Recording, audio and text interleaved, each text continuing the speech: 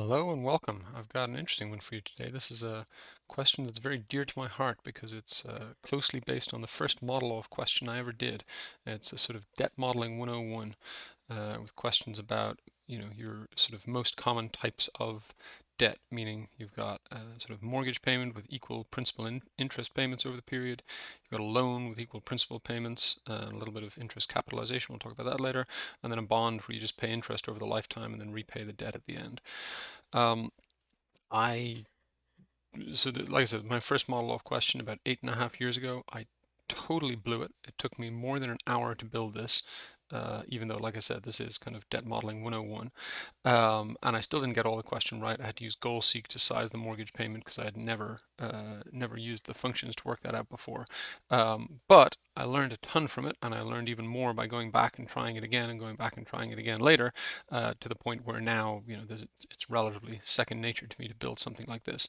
Um, and speaking of which, if you're watching this to learn some things about debt modeling, then I strongly encourage you go check out in the links. I've got a link to the file with the questions.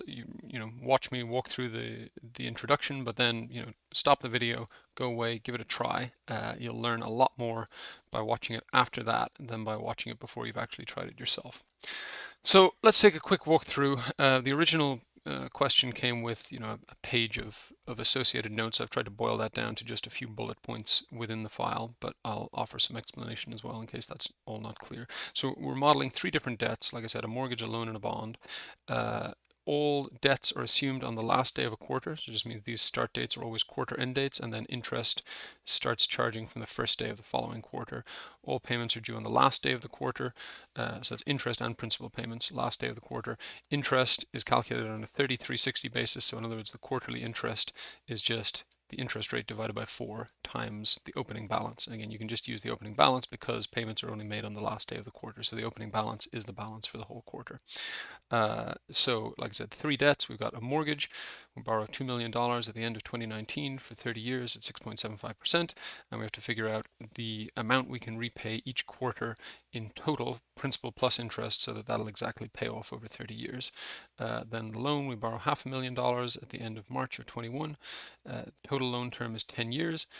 You've got a 2-year period where interest is capitalized, meaning the interest, rather than being paid off, is added to the loan. So, let's say simplistically, if there weren't quarterly compounding, which there is, you'd have 9% of the 500,000 would be $45,000 in interest over the first year. So your balance at the end of the year should be somewhere between 545, 550,000. You do that again for the second year, end up with somewhere around 600,000, and then treating that as your opening balance, you start paying it off over the remaining term, and you pay a higher interest rate during the capitalization period, which kind of makes sense in a real world sense because your investors are taking more risk. And then after the capitalization period, you pay interest quarterly, and pay off the principal, including the capitalized interest from the first period, in equal payments over the rest of the term. And just to avoid any ambiguity, you've got 2 years, so 8 quarter ends after the origination date where you do not make payments. So it's the 9th quarter end. So in other words, 2 years and 3 months after the start date is when you make your first principal payment. So it's the first quarter end after the capitalization period. And then the bond is more straightforward. You borrow $1 million at the end of June 23 for 15 years. You pay 9.5% annual interest rate, and the principal just gets paid in full at the end of the term. So let's talk about a couple of quick general things, and then we'll dive into more detailed modeling. First thing is when you're modeling something like this, just almost any debt, you're going to want to have an opening, a payment, and a closing, and then an interest field. Depending on the situation, you might prefer to have the interest inside here. So like, for example, with the interest being capitalized, if you just have interest in here and no payment associated, then that'll automatically get added to your closing balance. In other situations, you might prefer to have the interest outside. There's nothing wrong with either. There's a case for both. It also might vary loan by loan, although as I'm going to show you later, because we're going to want to build a model of three separate debts, but also of total indebtedness, I'm going to use the same structure more or less for all three of these. So I'm just going to go with this one, which is opening, interest, payment, and closing, where the payment line is the principal and interest payment. That's because, like I said, for the one that capitalizes interest, having the interest in here and no payment is an easy way to add it to the balance. And for the mortgage, having one total payment that stays the same all the way through rather than a principal payment that changes every time the interest payment changes is just 2% simpler. But depending on the circumstances, like I said, the interest could be outside of this block. You might want to lay it out as sort of interest charge versus interest payment, and then do your capitalization based on that. You also might want to have a drawdown line, or that might just be the opposite sign on the payment line. I guess I will actually include the drawdown line because it's the easiest way to start.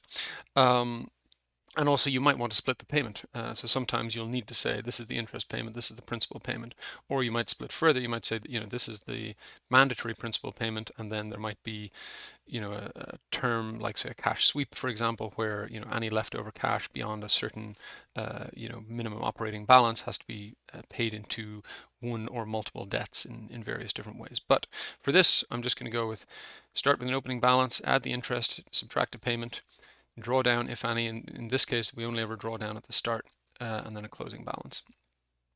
What else do I want to say? Oh yeah, so the other thing, the additional sort of challenge to this is there's one challenge, which is, can you build a model that kind of tells you what's going to happen with all these assumptions. The additional challenge, and the thing that's kind of very, very, very important in the real world, is to build it in such a way that these user input cells truly are variable. So in other words, the simple one is, don't type in $2 million linked to this cell. The more complicated one is, let's say that I've got somewhere here 12/31/19, format as a date, obviously. So I could do my drawdown by just linking like that. But now the challenge is that I've manually put it in the column with this quarter end date. So if I change this to be, let's say everything gets delayed by a year, this does not jump over. So what you want to do is set your model up in such a way that basically each one of these terms can vary, and that will all flow through to the model. So I'll show you how to do that. Anything else to mention? Nothing that can't wait, I don't think. All right, so let's dive in. I'm just going to shrink this up a bit. I've got a units column here. It's kind of good practice if you're building a formal model. I may or may not actually fill it out as I go, but it's a good idea to have, like, is this dollars or millions of dollars or thousands of dollars? Is this a term in years or months? Is this whatever? So it's not a bad thing to have.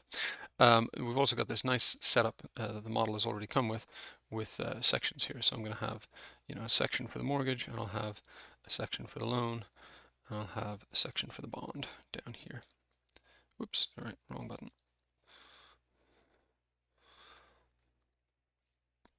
And they'll all look roughly the same. And yeah, I guess for units I can just put in dollars for all of these. And then I'm going to use this space here to just link in a few things. So for my drawdown, I'm just going to link in the amount. I'm going to make all of these gray just to show that these are just links back to another sheet. My interest, I'm going to link to the interest rate. Format as a percentage. And now I have to change it back to gray because that format includes the cell color. And I guess I'll just link here to the date. Change it into a date. And slightly annoying having the cell color as part of the format in this case, but never mind. And then the term. I guess I'll just drop it here for want of a better place. So now let's have my quarter ends along the top, and just for the sake of best practice, let's assume that my model is not starting on the date of my first loan. Let's assume this is part of a larger model. So let's say it's the 30th of June. I'm going to make this one go over here, a different color because it's a different formula from the rest of the row, and then everything from there on is going to be EO month that 3, formatted as a date. And by the way, just a quick aside, this model includes all these built-in formats and a sheet up front describing what they are. So, these ones with the yellow color and the blue text are user assumptions. These are all different calculations for percentages and other things. For dates, unique formula in a row is a red font, units label is that. The blue text but no fill is a non-variable assumption. So if, for example, you did have to build your model so that the loan could only ever be drawn on the 31st of December 2019, or you'd have to rebuild it, then you could format it to reflect that, and then format for the top of the sheet header and the section headers. And then those are all sort of available here, which just makes it quicker to build up a nice model. So now I'm going to want to go out at least 360 months. I guess I'll have to widen everything. So let's see, from 19, I need to go to 49, so yeah, I've gone far enough, gone a little bit more than far enough, but again, I'm going to leave, I'm not going to have my model end on the last date of the last debt payment because, again, if this is part of a wider model, then you need to make sure that the logic stops the model. In other words, let's say you had a balance of $1 million here, and you had a payment of 100,000. Why isn't that formatting? Of 100,000 every year. So your opening balance is here. Closing balance just sums all these up. And you carry everything across. Well, if you just carry that out until the last payment, that works fine. But if you keep going after that, then unless you're a little careful with your logic, you're going to start having this negative debt, negative interest payments, and so on, which is a mess. So it's a good idea to make sure that your model goes at least a few periods after your last payment to make sure that it is closing out the debt correctly. And then I'm just going to hide all the columns after that. So now what are we going to do? Well, the drawdown is simple. We're just going to say if this, sorry, not that, the date, lock in the row is equal to this, lock in the column in the first one, lock in the row in the second one, then give me the amount, lock that in, otherwise 0. And then we'll copy that across. And sure enough, there's our drawdown of 2 million at the end of December. Then our opening, I'll actually use this fixed assumption. So there's a fixed assumption that we start off with no mortgage at the start.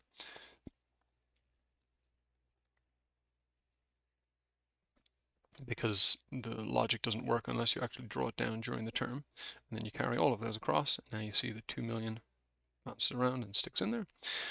So now the interest is just going to be this divided by 4 times the opening balance. So I mentioned before that this 3360, where you assume that every month is 30 days, the year is 360 days, is sort of the simplest way to calculate the interest.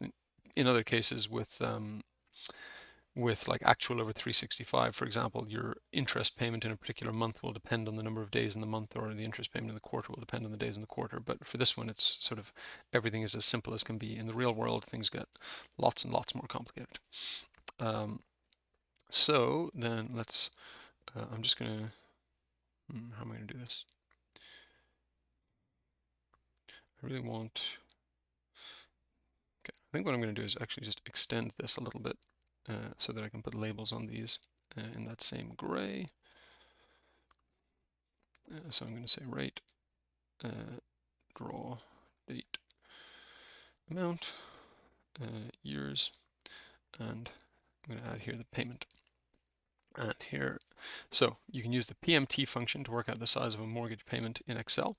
The thing to be careful of is, so you might look and say, okay, rate 6.75%, number of periods 30, PV, present value, just means the value that it starts off at, in other words, the amount you're borrowing on the first day, and then FV and type, you can almost always just leave those blank. If you're paying it down to some fixed amount that is not 0, then you can put in a future value, but that's pretty uncommon. And if you're making your payments at the start of the period rather than at the end, you can put that in, but again, that's pretty uncommon.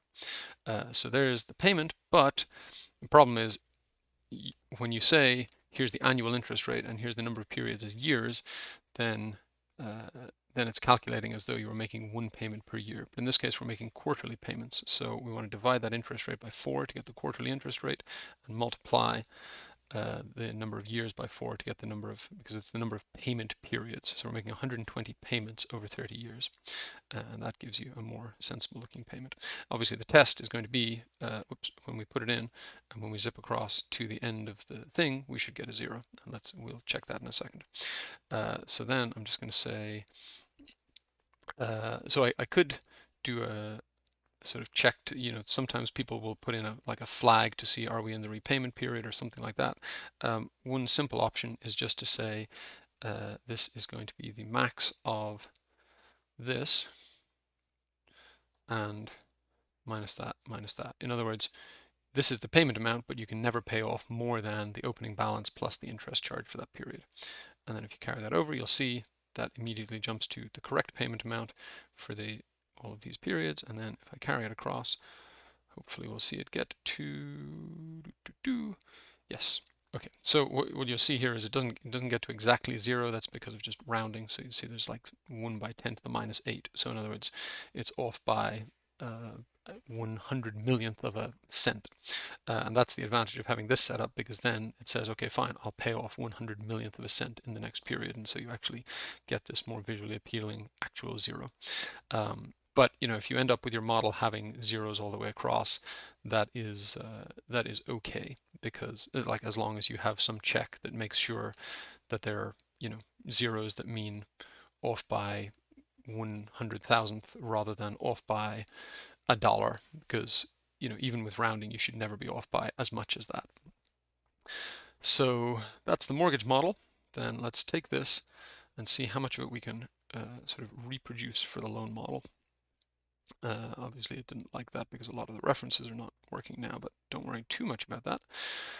So let's first just carry in the assumptions here. So the rate, we've actually got 2 rates here, so I'll copy this down. Just call this rate 1, rate 2, rate 2, and that reference copies down correctly. The draw date is going to be here. The amount is going to be here. The years is going to be here. And then I don't need this payment. I'm going to do a different thing for the payment. But so let's see. First things first, the drawdown is working correctly already. So that logic just carries over. When we get to the 31st of March 21, we draw down $500,000. So that's all good. The interest, again, is working fine, except that I'm only referencing one rate here. Then the payment is obviously going to have to change completely, so I'll just delete that for now. And then the opening and closing formulas always stay the same, so the closing just sums up everything else and the opening just carries over the closing. Now, the extra thing that I need here is I'm going to need, so it's a question of style. You could add a bunch of different flags here, like one to say, am I in the loan period? One to say, am I in the capitalization period at the start? One to say, am I in the repayment period later on? One to count how many payments are left, etc., etc. I prefer a sort of terse style if possible. So I'm going to have one flag here, which I'm going to call my payment count. And that is going to be just a number, which is how many principal payments are left when I'm in the principal period and 0 otherwise. So how's that going to look? I'm going to need 2. Let's go EO month. So I'm going to count from the draw date forward 12 times the 2 years in the capitalization period, and format that as a date. So after this, I'm going to want to, so actually I'm going to say that plus 3. So this is the date of my first payment, because remember I said there's 2 years, including the quarter end, exactly 2 years from the start where you don't make any payments and then you start making payments. So this is my first payment date. I'll just call it PMT1 date. I'll just widen that column a little bit. All right, so what logic am I going to use for that? I'm going to say equals if this is less than, no, sorry, let's just say if this is equal to this, then give me, I really need the 2 in here as well. All right, I was hoping to get away without that, but fine. I will add in one more cap years. Just call it link that. And now I can link this to that rather than having it link back to the assumptions sheet. Just makes it a little easier to read the formula. So then what am I doing? Yeah, so I guess I'll add one more even for payments. You could be a little terser about this if you wanted to, but I like to kind of lay it all out to be somewhat human readable. So that's the number of years times 4 quarters, so you make 32 payments. So now I'm going to say equals if this, lock in the column, is equal to this, lock in the row, then I want 32. So in other words, on the first payment date, I have 32 payments due. And otherwise, I'm just going to want to count down from the period before. So I'm going to say that previous period minus 1. And then to avoid going into negatives, I'm just going to say the max of that and 0. And so now, very important, if you're pointing to an empty cell, just format it so that someone doesn't go along and put something in there. I usually do this kind of hashed out format to show that. I guess technically I should probably add that in there as well if this were a real model, because that's not one of the original formats. So we do that, and then we carry on over here, and pretty soon we should hit, yeah, there we go. The 30th of June 23 is the first payment date, and I should really have frozen my panes here so that I can, oops, sorry. I'll do it right here, here, so that I can still see these things when I move across here. Oh, I'm sorry, I meant to put this always on top so that I would see when I'm working behind my face. So there we go. All right, let's scroll down a little bit more so my face is not getting in the way. We'll carry this all the way across. And so now we'll see when we get to the first payment date, 30th of June 2023, this goes to 32, and then it counts down 31, 30, and then when it gets down to 0, it just carries on at 0, because every time that you're looking at a 0 in the previous period, you're just saying subtract 1 from that and take the max of that and 0, which is just staying at 0. So this is basically acting both as a flag for if I'm in the repayment period and as a counter for how many payments left. And since I want to make equal principal payments, dividing the principal by the number of payments left is going to give me that.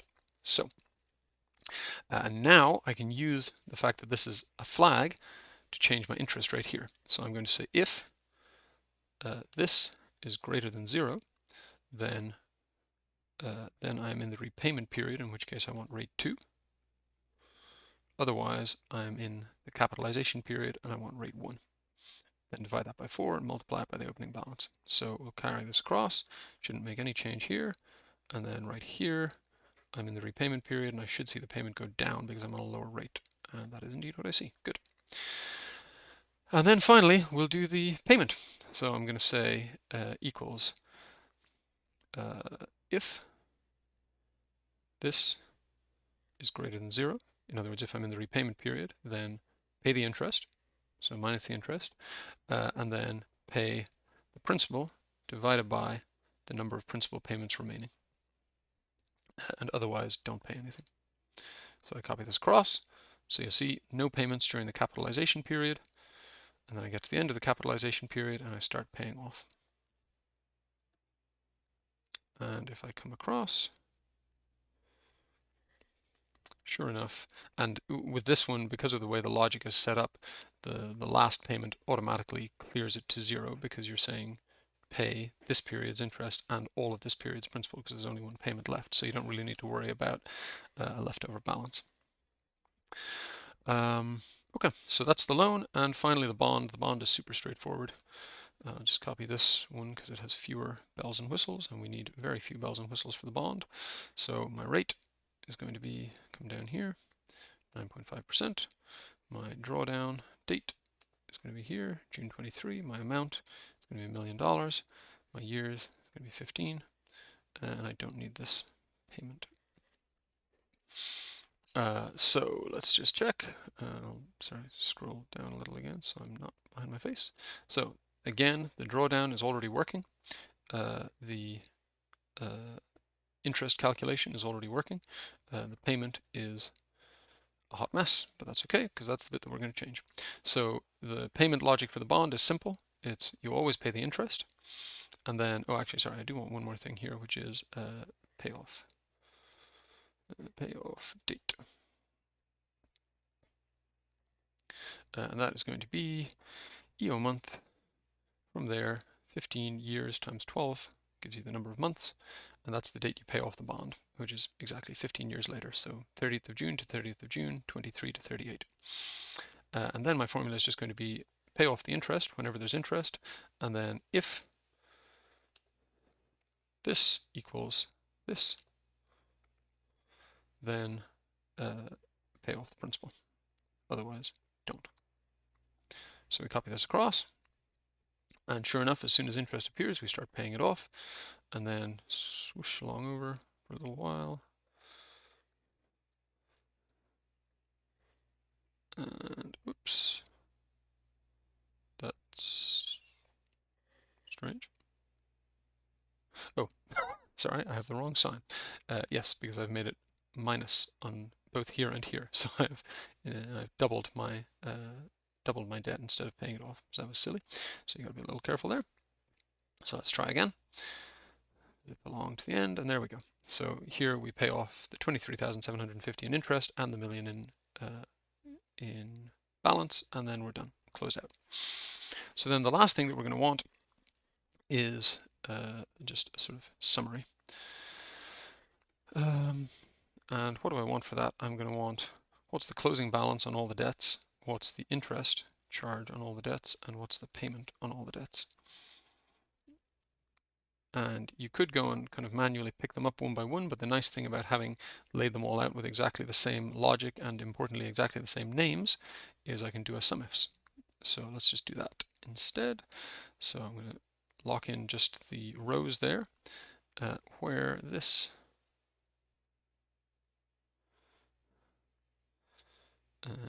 lock in both the rows and columns there is equal to this, and lock in just the column there. And then I'll scroll down so that you can see it all. That go there, there, there, and then I'll copy these across. And so here I start off drawing down the 2 million on the mortgage, then it jumps up again when I draw down the 500,000 on the bond, and then it should jump up, it jumps up here again when I draw down the 500,000 on the loan and the 1 million on the bond. And you can see, the interest payments gradually working their way up. Oh, my battery is getting low, just going to plug in. Someday I will learn to edit out these moments, but I have not learned how to do that yet, so sorry about that. Anyway, so here you can see it's just the mortgage payment for the first while, even after the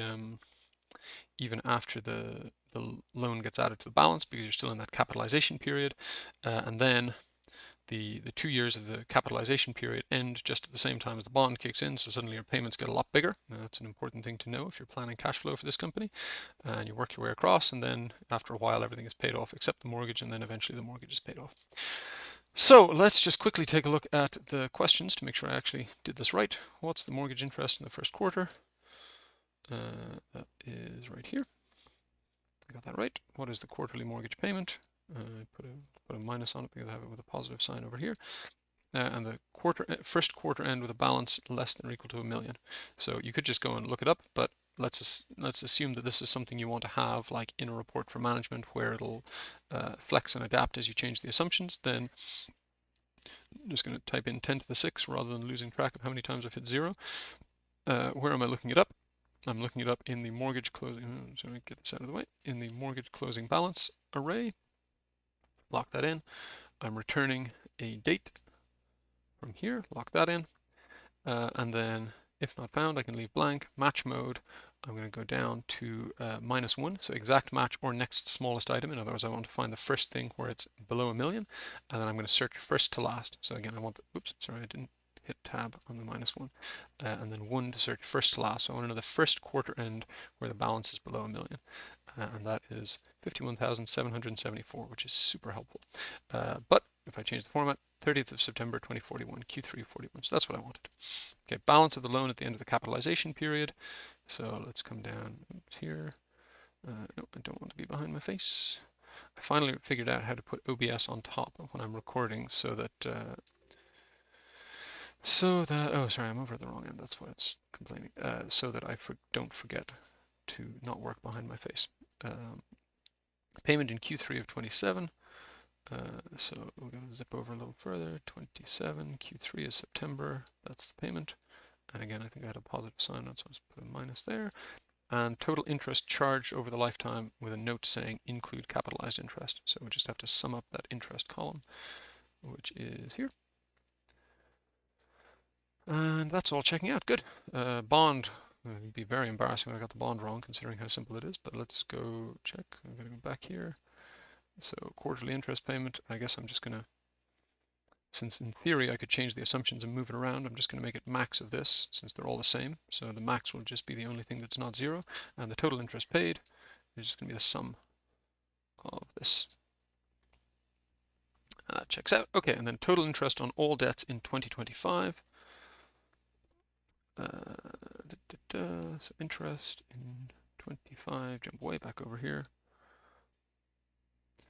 I guess if I were being slightly more diligent about it, I would set it up with 2025 as an assumption here in a cell and do a sum ifs, but that'll work for now. Balance on all debts at the end of Q2 27. So jump over a little further. Q2 is June 27, 30777822. That's good. Payment on all debts in Q4 23. Jump back over here a little. By the way, I use Alt function and up, but I think it's Alt page up and page down on a normal keyboard to do this kind of sideways jumping, kind of sideways equivalent to page up and page down. I've got used to doing it on my mini Surface keyboard that doesn't even have all those buttons, but very helpful if you've got a kind of wide model like this to be able to jump around. Now, while I was saying that, I'm totally forgotten what I'm looking for. Q4 of 23. Sorry, equals. Then we'll jump back over here. Q4 of 23. Total payment due, I think was the question. Oh, no. Sorry, that's because I went for Q4 of 24. So try again. There it is. That time it worked. Okay. And then the highest effective interest rate and when. So let's just get the effective rate. That's going to be percent. Then I'm going to say if this equals 0, then NA. Otherwise, my interest divided by closing balance. Sorry, not my closing balance. I wanted to divide by my opening balance. All right, fine. So I guess I will reluctantly add one more line here, which is going to be my opening. And that should, yep, that behaves nicely because I set the formula up that way. Sorry, got to move both of those references up there. So let's just see, format as percent. Sorry, no, that wasn't a percent. Format as a percent to 2 decimal places. I'm actually going to move it out to more decimal places. And then let's just bump it down. Okay, so now I want to see what's the max of that, which is 1.992 as we were hoping. And then I'm going to XLOOK that up in this array. Lock, returning from the array of dates. Lock, and then I don't need to put any other arguments because by default it's an exact match, and that gives me 30th of June 2038, which is Q2 2038. So that all checked out. I think that's all I've got for today. I hope you got the same answers as I did. And more importantly, I hope that you, either today or by coming back to it many other times in the future, learn a half as much from this question as I did from the original one that it was based on, because it taught me probably 80% of what I know about debt modeling today, just from one kind of simple 40-minute question. So there you go. Thanks for watching, and I'll see you next time.